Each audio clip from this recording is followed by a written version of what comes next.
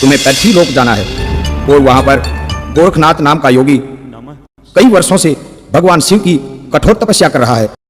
तुम्हें अपने मोहिनी रूप से उस योगी को अपने वश में करके उसका ध्यान तपस्या से हटाना है। मैं अपना काम बड़ी होशियारी से करूंगी। गोरखनाथ को यह भी पता नहीं चलने दूंगी कि मैं स्वर्ग की अप्सरा मेनका हूँ। हे योगी, आंखें खोलो, आंखें खोलकर देखो तुम्हारे सामने कौन है। मैं एक दुखियारी हूँ। इस जंगल में आपके सिवाय मेरा कोई नहीं है। अगर आप आंखें नहीं खोलोगे तो मैं आपकी समाधि के सामने अपने प्राण त्याग दूंगी। हे योगीराज, आंखें खोलिए। योगीराज, आप अपनी आंखें खोलिए। हे देवी, तुम कौन हो और इस घने जंगल में यहाँ कैसे पहुँची? हे योगीराज, मैं इस जंगल के नजदीक एक राज्य सुखीपुर पड़ता है। मैं वहाँ के राजा जयंत मणि की बेटी हूँ। मैं इस जंगल में रास्ता भटक गई हूँ योगीराज। तो ठीक है राजकुमारी, हम तुम्हें अपनी स्कोर दृष्टि से जंगल के बाहर जाने का रास्ता दिखा देते हैं।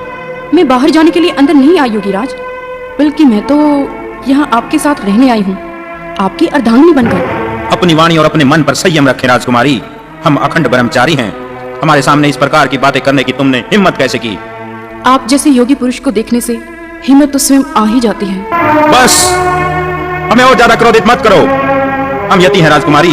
हमारे लिए संसार की हर एक औरत माँ व बहन के समान होती है। आप चुपचाप यहाँ से चली जाइए। नहीं योगीराज, मैं यहाँ से नहीं जाऊंगी। मेरे लिए आपके बिना अब ये संसार व्यर्थ है। मैं यहीं पर अपनी जान दे दूंगी और एक नारी हत्या का पाप आपके सर होगा योगीराज। फिर आपको इस खामोश खामोश, तुम्हारी हिम्मत कैसे हुई हमारी तपस्या में बाधा डालने की? तुम कोई राजकुमारी नहीं बल्कि स्वर्ग की अप्सरा मेनका हो, और तुम किस उद्देश्य से यहाँ आई हो वो हमें अच्छी तरह मालूम है।